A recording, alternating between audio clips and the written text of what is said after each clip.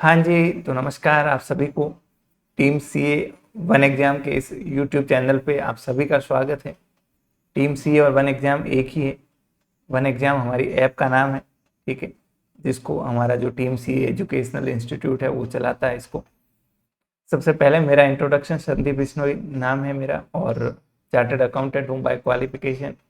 और वर्तमान में पिछले काफ़ी 4-5 साल से मैं एज ए अकाउंट ऑफिसर लेखा अधिकारी के रूप में काम कर रहा हूँ राजस्थान में। और साथ में आप में से कई साथी मुझे एज ए टीचर जानते होंगे। कॉमर्स के काफ़ी सारे exam including assistant professor, first grade, UGC net और इस तरह के दूसरे जो कॉम्पिटिटिव और पीएसयूज़ के एग्ज़ाम्स होते हैं उनके लिए प्रिपरेशन करवाते हैं मैं और मेरे साथी जो फैकल्टीज़ हैं टीम सीए में वन एग्ज़ाम में। आज का जो अपना डिस्कशन है वो टीआरए जूनियर अकाउंटेंट वैकेंसी के बारे में है। काफ़ी सारी छोटी छोटी अपडेट्स जो है वो आ चुकी है, तो मेरा प्रयास रहेगा कि इस एक वीडियो के माध्यम से मैं वो सारी चीज़ों का एक क्विक आपको ओवरव्यू दे दूं कि वर्तमान में क्या स्थिति है चीज़ों को लेके। और जो लोग हमसे पढ़ रहे हैं वन एग्जाम से पेपर 2 के लिए, आपको पता है कोर्स अवेलेबल काफ़ी टाइम से है, लास्ट 1 ईयर से क्लासेस भी कंप्लीट हो चुकी है, कंप्लीट नोट्स वगैरह सब अवेलेबल है। अब समय है उसके रिवीजन का। तो रिवीजन के लिए 2 subject, accounting and business management, business methods, business organisation, वो ये जो 2 यूनिट है अकाउंटिंग और बिजनेस मेथड्स, इनकी रिवीजन क्लासेस और रिवीजन के साथ साथ जो टॉपिक रिवाइज कर रहे हैं उसके एमसीक्यूज आपको जो प्रैक्टिस के लिए हमें प्रोवाइड करने थे, जो कोर्स का पार्ट था वो शुरू हो चुका है। पीछे 4 सब्जेक्ट और बचे, तो आज ही के अपने इस डिस्कशन के अंदर मैं जो बाकी 4 सब्जेक्ट हैं उनके लिए जो रिवीजन का अपना प्लान है, जो शेड्यूल है, वो भी आपके साथ शेयर करूंगा। बहुत इंपॉर्टेंट रहने वाली है रिवीजन क्लासेस में। पहले ही आपको बता दूं, रिवीजन में हमारा पूरा फोकस रहेगा एग्जाम में हमसे क्या पूछा जाएगा, उसको कैसे याद रखना है, कैसे उसकी तैयारी करनी है। जब हम चीज़ों को पहली बार पढ़ते हैं तब हमें सारी चीज़ें पढ़नी पड़ती है जो हमारे सिलेबस में दे रखी है। तो जिन क्लासेस के अंदर आपको सारी की सारी चीज़ें देखने को मिली है जो भी हमारे सिलेबस के अंदर दिया हुआ है। लेकिन रिवीजन के वक्त 2 ऑब्जेक्टिव्स होते हैं। पहला ऑब्जेक्टिव हमारा होता है रिवीजन करने का कि जब सिलेबस इतना लेंथी होता है तो उसको कैसे क्विकली समराइज करें, क्योंकि जब तक आप क्विकली उसको कैपेबल नहीं है उसको रिवाइज करने का, रिकॉल करने की आप में नहीं है क्षमता, तो कॉन्फिडेंस हमें कभी भी नहीं आ पाता। खास करके एग्जाम की स्थिति के अंदर ये कॉन्फिडेंस बहुत मदद करता है हमारी। जब हम एग्जाम से पहले कोई चीज़ों को अच्छे से रिवाइज करके जाते हैं तो बहुत कॉन्फिडेंस के साथ हम अपीयर हो सकते हैं। तो पहला ऑब्जेक्टिव तो अपना क्या, रिवीजन क्लासेस करने का। देखिए, किसी भी चीज़ के लिए अननेसेसरी टाइम वेस्ट नहीं करना चाहिए।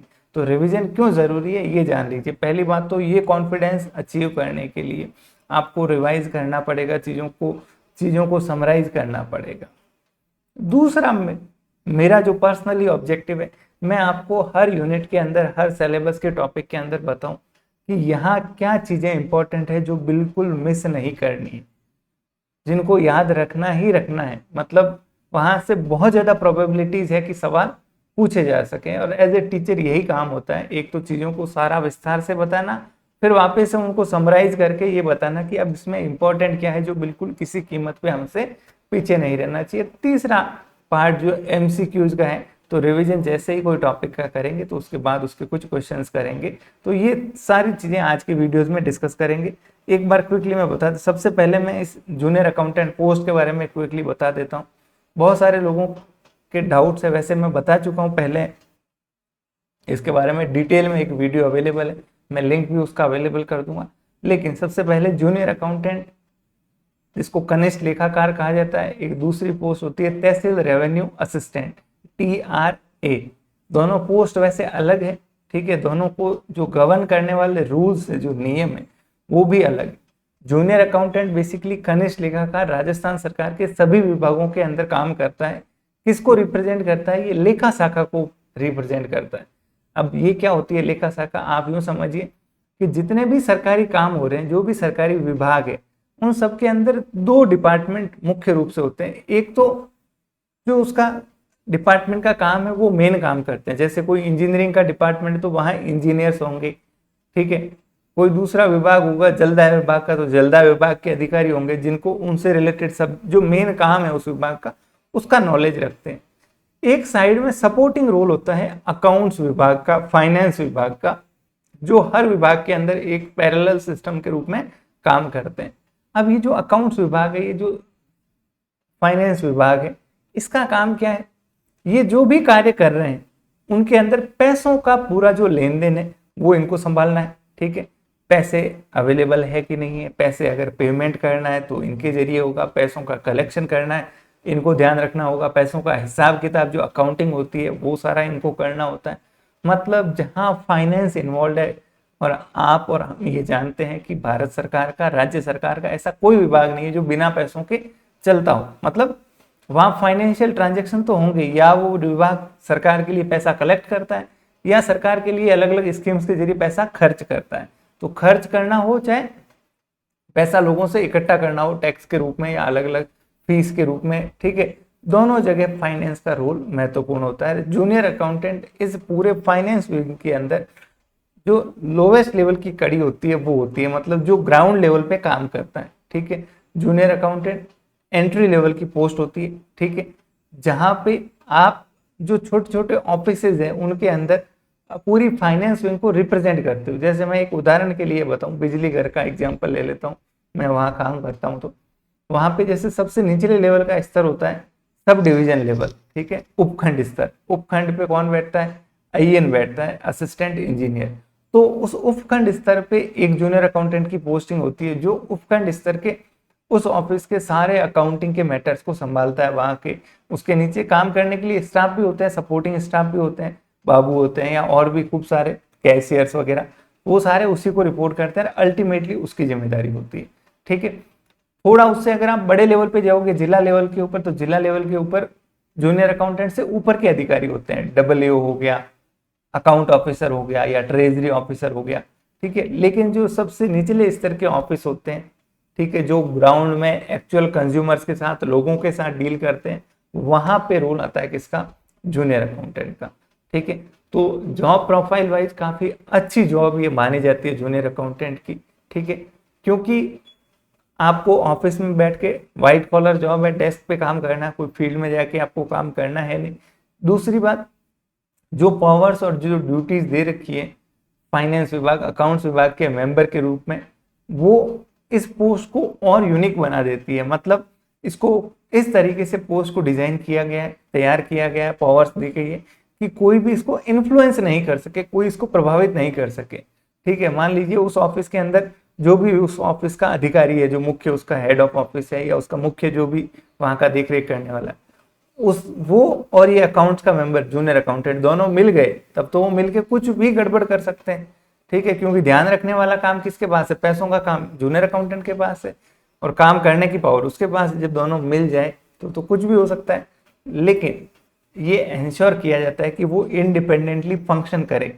ठीक है, वो डायरेक्टली किसी के कंट्रोल के अंदर, उनके नियंत्रण के अंदर नहीं आता है, आता है नियंत्रण में, लेकिन उन कार्यों को लेके वो स्वतंत्र होता है। ठीक है, दूसरा, इसे क्यों चूज करना चाहिए हमें?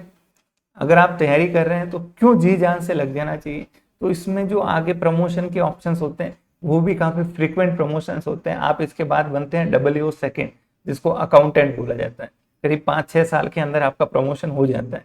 उसके बाद जो अगली पोस्ट होती है वो सीधा ऑफिसर लेवल की पोस्ट होती है, उसको डब्ल्यू फर्स्ट बोलते हैं। ठीक है, 4800 पे ग्रेड होता है उसका, और उसके बाद अकाउंट्स ऑफिसर एओ 5400 ग्रेड पे होता है उसका। ठीक है, तो ये प्रमोशंस भी पहला और दूसरा प्रमोशन तो आप मान के चलिए क्विकली हो जाते हैं। ठीक है, और फिलहाल बहुत ज़्यादा गैप भी है। आप देखिए 2013 वाली जो वैकेंसी थी उसके बाद सीधा अभी वैकेंसी हो रही है। तो आप जब इस सेवा के अंदर एंटर करोगे तो आपसे जो ऊपर लोग हैं पहले से, वो ऑलरेडी प्रमोट हो चुके हैं। ठीक है, उनका प्रमोशन हो चुका है, अभी 2021-22 के अंदर उनके प्रमोशंस काफ़ी लोगों के हो गए। तो अब प्रमोशन में नेक्स्ट नंबर ऑटोमेटिकली आपका होगा। आप 23 में मान लो इस सेवा में ज्वाइन करते हैं तो 25, 26, 27, 28, 30 तक जाकर जाते सारे लोग जो है वो प्रमोट हो जाएंगे। सैलरी के हिसाब से देखेंगे तो सैलरी L11 है शायद। ठीक है, 3600 ग्रेड पे है, L11 है, तो आपको इनिशियली 23-24 हज़ार रुपये प्रमोशन में मिलेंगे। उसके बाद 40 से 45 हज़ार रुपये शुरुआती तौर पे मिलते हैं, जो सैलरी काफ़ी अच्छी डिसेंट सैलरी है। ठीक है, नेक्स्ट बात आती है एलिजिबिलिटी की, कौन लोग एलिजिबल है इस वैकेंसी के अंदर। मतलब कौन कौन जो है वो एग्जाम दे सकते हैं। तो देखिए एलिजिबिलिटी की जहाँ तक बात है, ये मेरे पास रूल्स हैं, इन रूल्स के जो अमेंडेड 2022 के अंदर इनको अमेंड किया गया फाइनली, और ये अमेंडेड कॉपी है। एक डाउट था कि क्या बीटेक वाले लोग इसमें एलिजिबल है या नहीं, तो ये अमेंडेड एलिजिबिलिटी है, इसके अंदर सारे लोग एलिजिबल है। जूनियर अकाउंटेंट 100% जो है वो पोस्ट फिल की जाएगी किसके द्वारा, कॉम्पिटिटिव एग्जाम्स के द्वारा, ठीक है। उसके पास क्या होनी चाहिए, किसी भी तरह की ग्रेजुएशन की डिग्री होनी चाहिए, ठीक है, या उसने सीए सीएमए का इंटर का एग्जाम पास कर लिया, सीए या कॉस्ट एंड मैनेजमेंट अकाउंटेंट का इंटर का एग्जाम, और एक वो कंप्यूटर का सर्टिफिकेट RSCIT ओ लेवल या ये जो भी दे रखे हैं इनमें से आपके पास होना चाहिए। तो पहले जो पुराना जो होता था 2014 से पहले, वो ये थी एलिजिबिलिटी प्रायर टू 1/10/2014, उसके अंदर ये क्लियरली लिखा गया था क्या, ये रहा जूनियर अकाउंटेंट,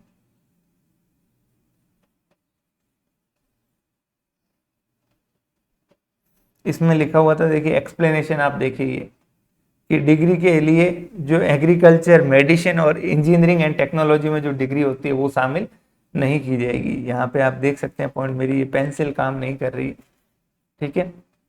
तो अभी जो लेटेस्ट जो है उसके अंदर आप एलिजिबल है बीटेक वाले, क्लियर। आगे बढ़ते हैं और बातें करते हैं। देखिए मैं क्विकली बता रहा हूँ आपको, है ना, ये डिटेल में आपको जॉब प्रोफाइल वगैरह डिस्कस करनी तो मैं वीडियो का लिंक दे चुका हूँ नीचे, आप उससे देख सकते हैं, उसमें मैंने पूरा तसल्ली से बताया है। सैलरी हो गई, एलिजिबिलिटी हो गई, अब आता है सीईटी का रोल। अच्छा, पोस्टिंग्स जो है इसकी आपके होम डिस्ट्रिक्ट के अंदर ही मिलती है आपको, तो आपको घर से कहीं दूर भी जाने की जरूरत नहीं पड़ेगी, आप अपने घर के नज़दीक में रह के ये काम आपको पोस्टिंग मिल जाएगी। टोटल करीब 5000 पोस्ट के लिए वैकेंसी आ रही है, ठीक है। और आप सबको बताएं, राजस्थान में लास्ट ईयर एक कॉमन एलिजिबिलिटी टेस्ट के लिए घोषणा की गई थी, और ये बोला गया था कि ऐसे जितने भी एग्जाम जिसमें एलिजिबिलिटी कॉमन है, एलिजिबिलिटी कॉमन होने का मतलब नॉर्मल ग्रेजुएशन की आवश्यकता है, नॉर्मल 12th पास होना चाहिए, कोई स्पेसिफिक स्ट्रीम की योग्यता नहीं चाहिए, जैसे कॉमर्स से होनी चाहिए, साइंस से होनी चाहिए, आर्ट्स से होनी चाहिए, ऐसे स्पेसिफिक जिसमें रिक्वायरमेंट नहीं है, मतलब एलिजिबिलिटी जो योग्यता है वो कॉमन है सबके लिए, क्या ग्रेजुएट चाहिए। तो ऐसी सारी पोस्ट के लिए कॉमन एलिजिबिलिटी टेस्ट करवाया गया, ठीक है। और ये बोला गया, जब उस कॉमन एलिजिबिलिटी टेस्ट का नोटिफिकेशन आया तो उसमें ये बोला गया क्या कि भाई जितनी नंबर ऑफ पोस्ट के लिए वैकेंसी की जा रही है, कोई मान लो जूनियर अकाउंटेंट की भर्ती आ रही है, ठीक है, उसमें जितनी नंबर ऑफ पोस्ट है, फॉर एग्जांपल 1000 पोस्ट है, तो उसका मिनिमम 15 टाइम्स, मतलब 15 गुना लोगों को सीईटी के अंदर जो क्वालिफाई किया है, जिन्होंने सीईटी का एग्जाम दिया, ठीक है, उसके अंदर जो ऊपर के 15 गुना लोग हैं उनको कम से कम मौका दिया जाएगा। वहां लिखा हुआ था मिनिमम 15 टाइम्स, ठीक है। और ये किस तरीके से होगा, ये कैटेगरी वाइज होगा। For example general post, general category में 200 पोस्ट है, तो 200 गुना 15 कर दीजिए, तो 3000 लोगों को बैठने का मौका दिया जाएगा। 3000 कौन से, जो सीईटी के अंदर ऊपर के 3000 लोग हैं, क्लियर। और इसके लिए डिटेल जो गाइडलाइन है वो भी इसके लिए आ चुकी है, आपने आज की न्यूज में भी देखा होगा कि किस तरीके से फॉर्मूला रखा जाएगा। किसी पर्टिकुलर कैटेगरी में अगर लोग उतने नहीं मिलते तो ये 15 टाइम वाला क्राइटेरिया भी रिलैक्स कर दिया जाएगा, और उतने जो लोग कम पढ़ रहे हैं उनको और मौका दिया जाएगा। जो सीईटी में 15 गुना से नीचे भी है उनको भी मौका मिल सकता है, अगर किसी कैटेगरी के अंदर लोग कम पढ़ रहे हैं तो, ठीक है, क्लियर। अब मुद्दा ये है कि आप में से सब लोगों ने सीईटी दिया होगा, जाहिर सी बात है, तो क्या आप एलिजिबल होंगे या नहीं होंगे, सबसे यक्ष प्रश्न तो यही है, ठीक है। और इसका जवाब किसी के पास नहीं है, क्यों, क्योंकि जब तक कितने लोगों के कितने नंबर आए हैं, आप जिस कैटेगरी में बिलोंग करते हैं उस कैटेगरी में आपसे ऊपर कितने लोग हैं, ये इंफॉर्मेशन जब तक किसी के पास नहीं होगी तो कोई क्लियरली नहीं बता सकता। हाँ, गैस किया जा सकता है कि भाई अच्छा 200 नंबर है तो अच्छे लग रहे हैं, 160 है तो भी अच्छे हो सकते हैं उस कैटेगरी के अंदर, तो इस चीज में पढ़ने का कोई अर्थ ही नहीं है। मैं आपसे भी बार बार रिक्वेस्ट करता हूं कि इसका जवाब किसी के पास नहीं है, आप किसी को भी पूछेंगे कोई उत्तर नहीं दे पाएगा। हाँ, ये जरूर कह सकता है वो कि हाँ चांसेस आपके हाई हैं, आपके नंबर अच्छे हैं, ठीक है, ठीक ठाक चांसेस है, तो वो सब लोग कहते हैं, उसके अंदर कोई स्पेसिफिक नॉलेज की जरूरत नहीं। सिलेबस आपको पता है 2 पेपर होते हैं इसके अंदर, पेपर 1 और पेपर 2। क्लियर। पेपर 1 जो है वो जीके का और जनरल सामान्य स्टडी का जो है वो पेपर है। पेपर 2 जो है वो आपके 6 सब्जेक्ट दे रखे हैं, उसके अंदर अकाउंटिंग बुक कीपिंग एक है, ऑडिटिंग एक है, इकोनॉमिक्स एक है, बिजनेस मेथड्स एक है, और राजस्थान सेवा नियम और जीएफआर करके 2 रूल्स है। तो टोटल 6 सब्जेक्ट इस तरीके से पेपर 1 और पेपर 2 का इक्वल वेटेज है, दोनों का बराबर वेटेज है। ठीक है। अब इस पेपर 2 के लिए oneexam.in जो ऐप है, वन एग्जाम नाम से अगर आप ऐप सर्च करेंगे प्ले स्टोर पे, iOS पे अगर आप क्लास प्लस नाम से सर्च करेंगे और वहाँ ऑर्गेनाइजेशन कोड नीचे दे रखा है डिस्क्रिप्शन में, वो लगा के आप हमारी वन एग्जाम ऐप को अगर ओपन करेंगे तो वहाँ स्टोर सेक्शन में आपको कोर्स मिल जाएगा इस पेपर 2 के लिए। अब इस कोर्स की 2-3 खास बातें मैं ज़रूर बता देता हूँ आपको। पहली चीज़, जो नॉन कॉमर्स बैकग्राउंड के हैं उनको सिर्फ एक ही सब्जेक्ट परेशान करेगा, मैं बार बार कह रहा हूँ, अकाउंटिंग सब्जेक्ट उनको परेशान कर सकता है। ठीक है। तो अकाउंटिंग के लिए पंकज सर ने वैसे भी पहले बेसिक की क्लासेस ले रखी है, फिर से बेसिक क्लासेस डेली बेसिस पे लाइव ले रहे हैं। उसके अंदर एक एक अकाउंटिंग एंट्री को वो क्लास के अंदर सॉल्व करवा रहे हैं। तो आप कोशिश कीजिए उन क्लासेस को अटेंड करके अकाउंटिंग को क्लियर करते, बाकी किसी सब्जेक्ट में दिक्कत नहीं आएगी। दूसरी बात, इस कोर्स का मीडियम जो है, क्लासेस हिंदी और इंग्लिश मीडियम के लिए कॉमन है, मतलब जैसे मैं अभी बोल के समझा रहा हूँ इसी तरीके से क्लासेस में भाषा यूज की गई है। नोट्स जो है वो हिंदी में भी प्रोवाइड कर रखे हैं। हिंदी में कुछ त्रुटियां थी उनको भी हमने काफ़ी ज़्यादा इम्प्रूव किया है। रिवीजन के वक्त और ज़्यादा उसको हम क्या कर देंगे, इम्प्रूव कर देंगे, तो वो नोट समझने लायक है, पढ़ने लायक है, कोई दिक्कत नहीं है। तीसरी चीज़, इस कोर्स के अलावा क्या कुछ और पढ़ने की आवश्यकता है पेपर 2 में? बिल्कुल भी आवश्यकता नहीं है, अनलेस आपको कोई पर्टिकुलर टॉपिक में लगता हो क्या कि यहाँ पे मुझे कॉन्फिडेंस नहीं मिल रहा है, थोड़ा मुझे और नॉलेज की आवश्यकता है, तो आप उसके लिए सेम चीज़ को कोई दूसरी किताब से भी पढ़ सकते हो। कोई पर्टिकुलर टॉपिक इन जनरल आपको कहीं देखने की ज़रूरत नहीं है, क्योंकि सिलेबस जब हमारे पास गिवन होता है, दिया हुआ होता है, तो उस सिलेबस को आप चाहे किसी किताब से पढ़ें वही रहना है, उसके अंदर कोई फर्क आपको विशेष देखने को नहीं मिलेगा। ठीक है। आखिरी बात, जो रिवीजन क्लासेस शुरू कर रहा हूँ उसके लिए मैं आपको पूरा डिटेल में बता देता हूँ क्या प्लान है। 4 सब्जेक्ट है मेरे हिस्से में, 2 तो राजस्थान सेवा नियम और जीएफआर, इकोनॉमिक्स और ऑडिटिंग। ठीक है। और अगर आप इसका सिलेबस देखेंगे तो मैं सिलेबस एक बार दिखा देता हूँ। ये सिलेबस है हमारे पास, ऑडिटिंग है, इंडियन इकोनॉमिक्स है और राजस्थान सेवा नियम और जीएफआर है। तो अभी मेरा ये प्लान है कि हर टॉपिक के लिए मैं कोशिश करूंगा एक क्लास के अंदर उस पूरे टॉपिक को अपन क्या करें, रिवाइज करें क्विकली। ठीक है। और जो थोड़े से मुश्किल टॉपिक है उसके लिए थोड़ा चार्ट फॉर्म के अंदर अच्छे नोट्स आपको मैं प्रोवाइड करूं, ऐसी मेरी इच्छा है। तो अभी के लिए जो है मेरा प्लान है 2 सब्जेक्ट को स्टार्ट करने का, 2 सब्जेक्ट एट अ टाइम। पहला ऑडिटिंग और दूसरा राजस्थान सेवा नियम। ऑडिटिंग और राजस्थान सेवा नियम या जीएफआर ले सकते हैं, ऑडिट और जीएफआर लिख लेंगे। ठीक है। तो इसमें किस तरीके से काम करेंगे, वीक के अंदर 2 क्लासेस होगी। वेडनेसडे या थर्सडे के दिन ऑडिट की क्लास रखूंगा। ठीक है। सैटरडे या संडे के दिन जो क्लास होगी जीएफआर की। ठीक है। एग्जैक्ट जो टाइमिंग्स है क्लासेस की वो मैं वैसे भी रिकॉर्ड करके अपलोड करूंगा, लाइव लेना मेरे लिए पॉसिबल नहीं है, तो रिकॉर्ड करके आपको इवनिंग तक जो है वो क्लासेस उस दिन मिल जाएगी। ठीक है। अब आप लोगों को क्या करना है, बेसिकली क्लास तो देखनी है ही, बिल्कुल मिस मत कीजिएगा, मतलब मैं जी जान लगा के ये क्लासेस लूंगा। ठीक है। और जो मैंने पहले बताया 2 ऑब्जेक्टिव, एक तो सिलेबस को इस तरीके से पढ़ना कि कॉन्फिडेंस रहे, दूसरी बात जो इंपॉर्टेंट चीजें हैं उनको जानना। ठीक है। तो आप रिवीजन क्लासेस को देखिएगा। ठीक है। जैसे ही अपलोड हुई देखिए, उसके साथ उस रिवीजन क्लास में जो भी बताया है वो अगले 2-3 दिन तक गहराई से पढ़िएगा, ध्यान से पढ़िएगा। जो आपके नोट्स है उनकी सहायता चाहिए वहां उनकी सहायता लीजिएगा।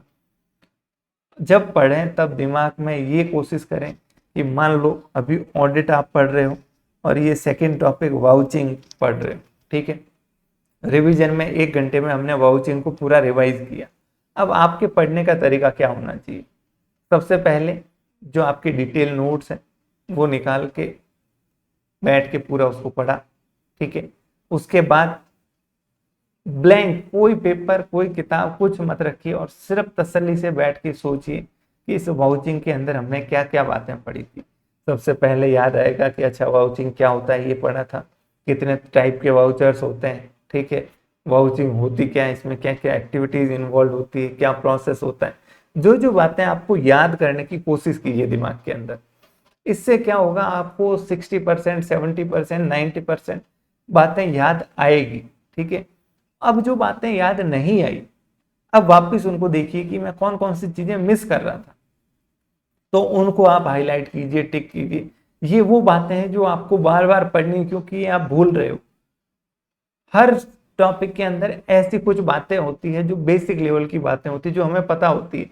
हम बार बार उन्हीं के रिवीजन में समय अपना व्यर्थ करते हैं, बजाय कि आपको समय वहां देना चाहिए पूरे सिलेबस का 30% पोर्शन जो आप बार बार भूल रहे हैं, जो आपको याद नहीं रह रहा है।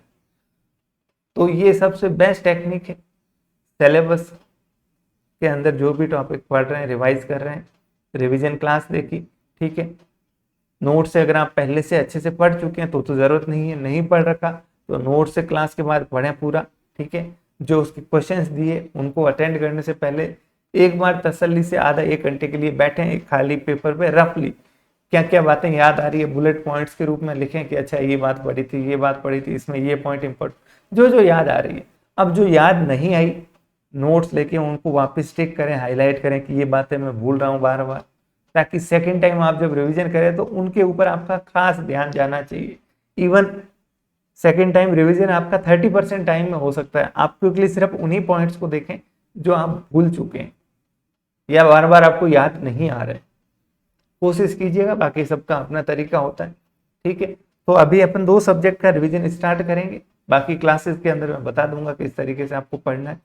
ऑडिट और GFR, ठीक है, वीक के अंदर 2 क्लासेस होगी, तो आप मान के चलें अगले 4-5 वीक के अंदर हम 2 सब्जेक्ट को खत्म कर देंगे। फिर नेक्स्ट 4-5 वीक के अंदर तो आप मानिए जून जुलाई के अंदर ये धीरे धीरे पढ़ेंगे, है ना। ऐसा जल्दबाजी में करने में मुझे कोई दिक्कत नहीं है, आप कहोगे तो फटाफट भी कर देंगे, लेकिन उससे मतलब नहीं रहेगा। आप पूरा 7 दिन है, ठीक है, तो 7 दिन का पूरा इस्तेमाल करें अपने प्लान के हिसाब से। उस प्लान के अंदर बस ये 2 सब्जेक्ट जरूर ऐड कर दें, ठीक है, ताकि इनका साथ साथ में आप अपने स्तर पे अच्छे से रिवीजन करते चले, ठीक है। थैंक यू वेरी मच, धन्यवाद। बाकी मिलते हैं और चर्चा करेंगे, बातें खत्म नहीं हुई है अभी। थैंक यू वेरी मच, धन्यवाद।